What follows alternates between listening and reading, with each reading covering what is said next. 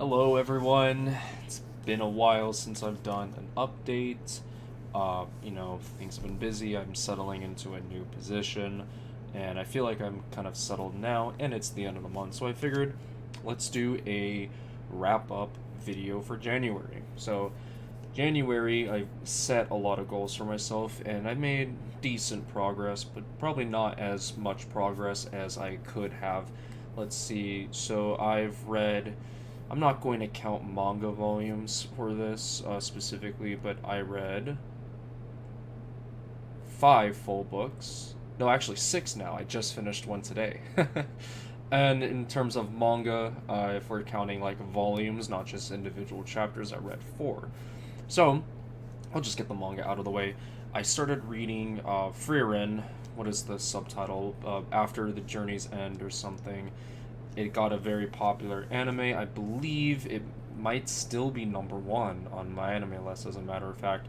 Well, I didn't watch the anime, guys. I don't really watch much anime, but a good friend of mine really recommended it and really wants to do like a group cosplay of it. So I would start it. I've read four volumes. Gotta be honest, I'm not super hot on it. I don't think it's terrible. I don't really even think it's bad. I just think it's kind of not as special as people are kind of making it out to be.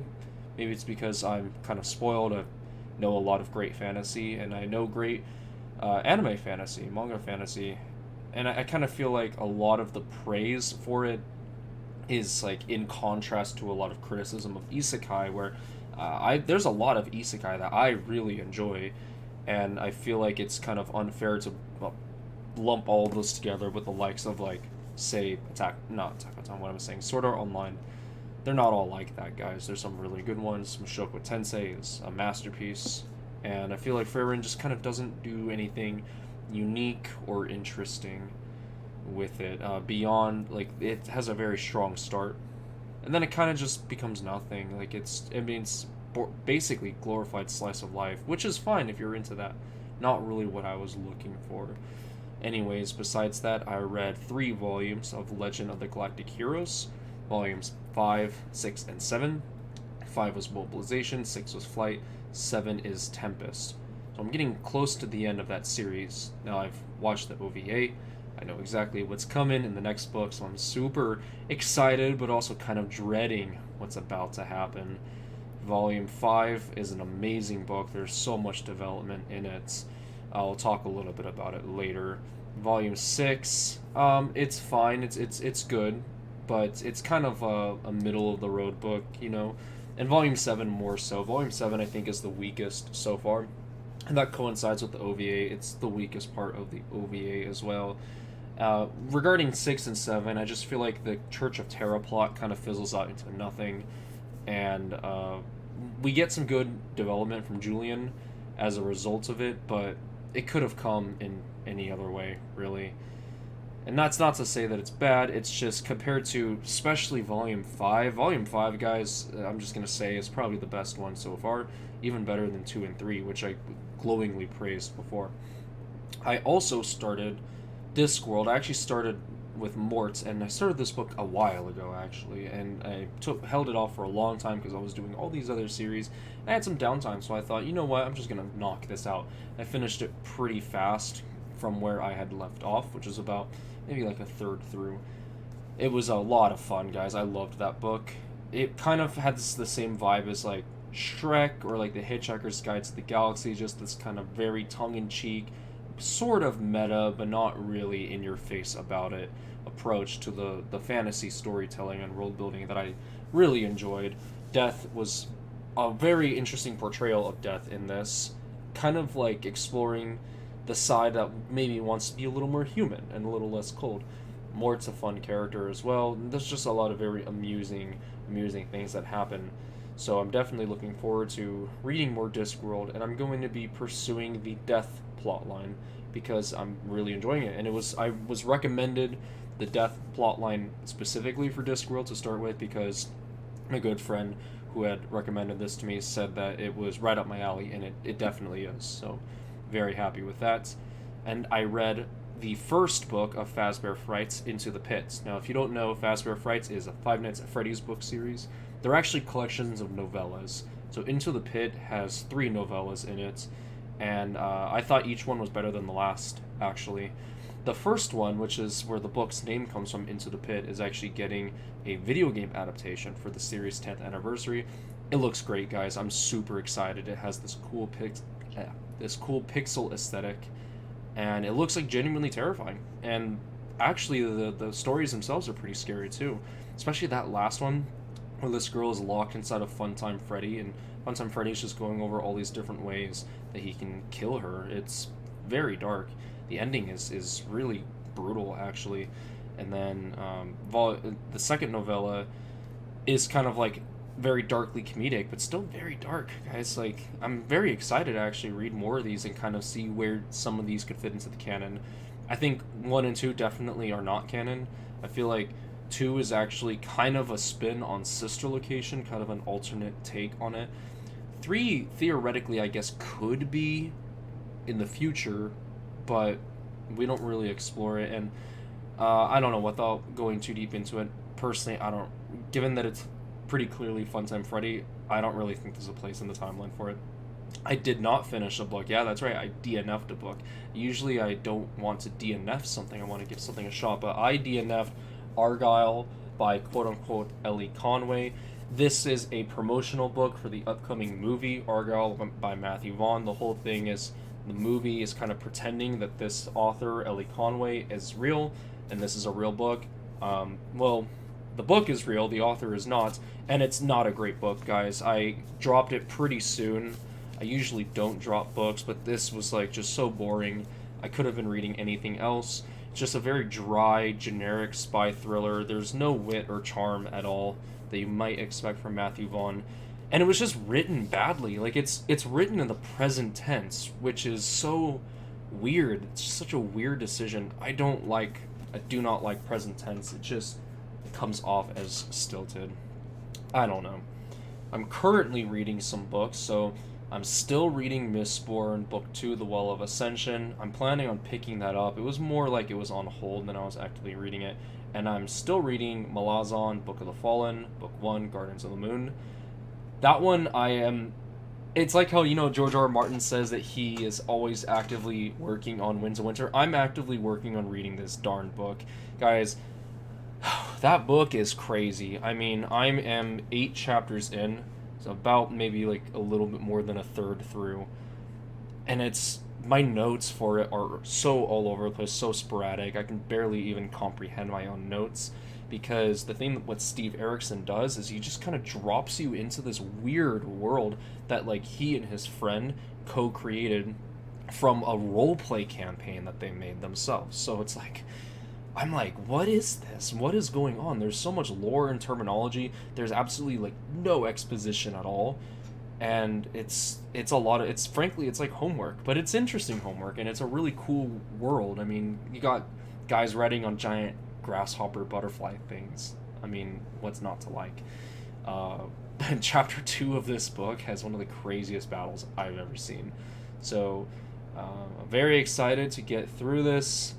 And it's slow and steady, but I'm making some progress, It's just like after every chapter I need to sort of debrief, I need to look at the glossary, at the appendix, and then kind of like cross-examine it with my notes, make sure I have all my characters in the right places. It's that kind of book, guys. Okay, so that's what I read.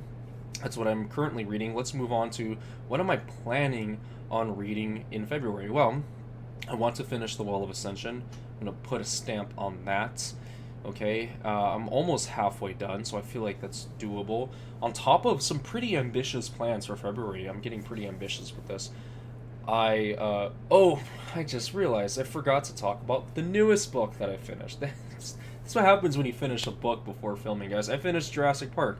I started and finished Jurassic Park.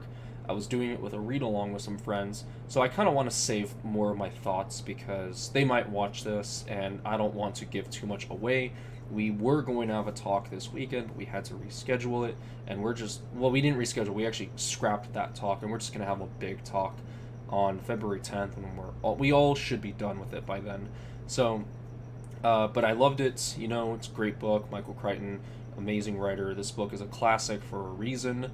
And the way that it uses science, it makes it feel so believable. To me, this always kind of felt like a modern take on Frankenstein, only instead of dealing with just playing God, it's playing God for the sake of commercialism and consumerism. So I'm a big fan of that theme. I'm always down for an anti-consumerist message, and Crichton does it so well with this.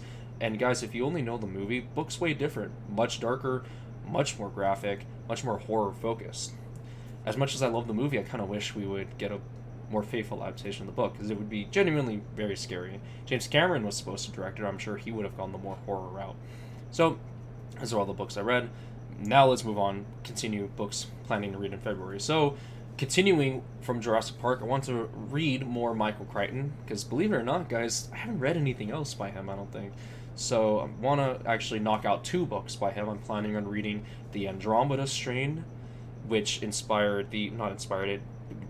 was adapted into the classic sci-fi film of the same name about a deadly virus, and The Terminal Man, which I know nothing about, but I know that's an earlier work, I believe, and I'm really excited to get those. I actually have a combo pack of those, so that's why I grouped them together like that. They don't seem very long. I read Jurassic Park very fast.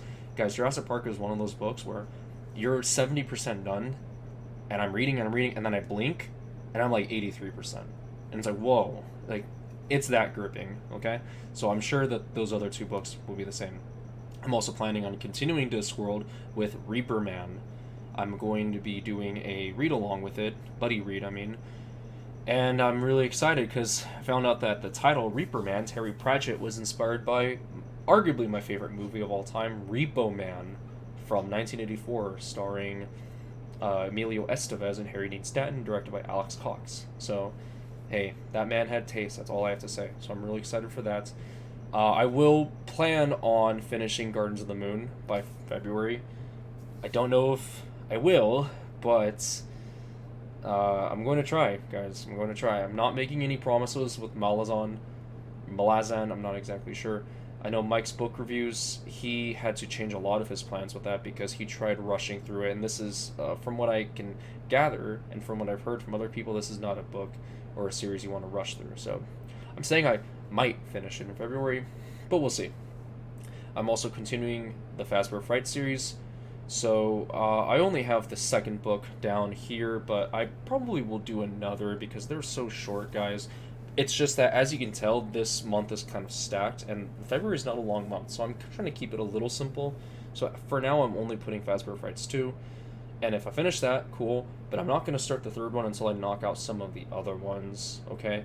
And the last one that I plan on reading is actually my biggest one, and that is Sun Eater. I'm going to start Sun Eater, guys, with one of my good friends, the one I usually do buddy reads with. So, really excited for that. I've heard a lot of Red Rising comparisons, and the new book will be coming out. So I'm hoping I can actually catch up by the time the new book comes out. I need to double check when that is, see if that's feasible. And who knows, if I love Sun Eater a lot, I might put some of the other books on hold so I can get through the series, because I usually kind of like to stick with one big series at a time. Obviously with Malazan, I'm kind of all over the place because my thoughts are all over the place on Malazan, and I don't think it's really good for my health to focus only on it, because I feel like I will get burnt out. Okay, some plans for the channel. I want to do some more content on the channel, specifically maybe knock some top 10s out of the way. So depending on interest, I suppose I could do top 10 sci-fi books, top 10 fantasy books, top 10 series, top 10 classics. Like, I haven't done any top 10s yet. And it'd be cool if I could do some of those early, so that if I'm still doing this later on, I could go back and compare and update them. Because I have some thoughts on what I could put for those top 10s. But I know, especially with sci-fi, I feel like I could read a lot more sci-fi and my list could change dramatically. I might want to do some series deep dives. There's some series I bring up a lot, Bound and the Broken, Red Rising, Wheel of Time, that I could do deep dives on, kind of explain why you should read them, because those are very important series for me. And especially Bound and the Broken and Red Rising, guys, are still going. So the sooner you hop on that, the better, right? Maybe some Wheel of Time content, like, not necessarily book reviews, but just kind of like talking about the books and talking about characters or lore. That would be a lot of fun, because actually Wheel of Time is kind of what got me back interested in reading. Do some reviews as well. I would like to do reviews for Fazbear Frights, Jurassic Park, and Morts, those 3 books that I finished. I have a lot to say about each of them, and I think those would be really entertaining reviews. Jurassic Park will not be until after the 14th, probably at the absolute earliest, because like I said, I want to save my thoughts until after the 10th when I have my big meeting with my friends to talk about it. Let's do some movie talk real fast. I only watched 2 movies this month, guys. What can I say? Not a lot of great movies out there, honestly. Well, actually, I rewatched one, but I won't count it. I rewatched -1, but, you know, I've already seen it. I saw it outside of January, so I'm not going to count that. So I only watched One Piece Adventure of Nebulandia and The Beekeeper with Jason Statham. So I watched the One Piece one. It was actually a TV movie. I only really watched it because I saw it was about Foxy, who's a very minor villain in a very small arc called Long Ring of Longland. And I thought, well, I mean, I like Foxy, I'd like to see that. The movie was not good. It was really boring, very stale animation, and it's just kind of like nothing happened. Like, I actually can't even remember really a single scene from that movie, except that Foxy was in it. So there's that. So my movie of the year is easily, movie of the year, what am I saying? My movie of the month is easily The Beekeeper, guys. It's a Jason Statham action movie, you can't go wrong, but this one especially just has this kind of rawness to it. It's just so angry, and the way that this plot unfolds, you won't believe it. I recommend it a lot if you like action movies. If you like weird political commentary, I think you would get a big kick on The Beekeeper, because the movie gets pretty political and not in the way that you might expect. So, you know, at the end of the day, if you want to see Jason Statham throw jars of honey at people and beat people up with laptops, that's the movie for you. And you'll walk away with a pretty good social message, especially about elder abuse, which I'm actually really happy the movie is talking about that, because I feel like not enough stuff does. How about some gaming talk? What am I playing? Well, really, I'm only playing one game, and that's Tekken 8. Lots of fun, guys. This might be one of the most fully fleshed out fighting games at launch I've ever played. It's got 35 characters. It's got a great story mode, great arcade mode, working online, which that's saying a lot, and already has some DLC announced. Eddie Gordo's coming back, so I'm really excited for that. But the best thing about it is the replay system. It's so cool, man. You can watch your replay, then you can jump in at any time, literally any time, and you can try a different move, and you can see how that would change the fight, if it would put you more in favor. And you can do that with anyone's replay, pretty much. It's pretty great. There's also the ghost fighting system, which I believe Samurai Showdown was the one that pioneered that idea, where you can train a ghost and then have it fight others. So say you have a friend that you really want to fight with, but they're not available, well, you can fight their ghost, and it's like you're fighting them. It's an NPC built around your tendencies. So I'm really glad that that's becoming a norm, and it's very cool. I mean, another thing about Tekken 8 is it's much more offensive focused than defensive, which kind of, I don't know if it lowers the skill ceiling, but it definitely changes things up, so that's awesome. So, last thing before I go, Book of the Month, guys. Book of the Month. Well, if you follow me on Storygraph, which you should, it's better than Goodreads, you would see that I've only given one 10 out of 10 this month. So it goes to Legend of the Galactic Heroes Volume 5 Mobilization. I'm so sorry I had to pick this over Jurassic Park, guys. Listen, Jurassic Park has the legacy. It's an amazing book. Is it my book of the month? No. I had to go with Volume 5 of Legend of the Galactic Heroes. Why? Because this volume, this is where the game changes. This has one of the greatest, most surprising endings I've ever experienced. Even having seen the OVA, I thought, oh man, this is happening now? Awesome. So, I mean, this is book 5 of a series, so it's kind of hard to talk about without going into spoilers.